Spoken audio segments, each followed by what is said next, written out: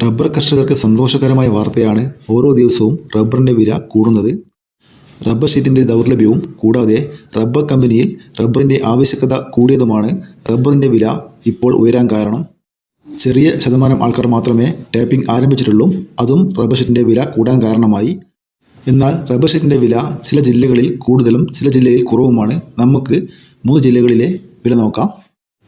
Kottayam RS4 1 kilo 262 രൂപ, RS5 1 kilo 258 രൂപ. Rubber Kochi നോക്കാം. RS4 1 കിലോ 265 രൂപ വരെ, RS5 1 കിലോ 254 മുതൽ 260 രൂപ വരെ, ഒട്ടുപാൽ 165 രൂപ. ഇനി നമുക്ക് കോഴിക്കോട് വില നോക്കാം.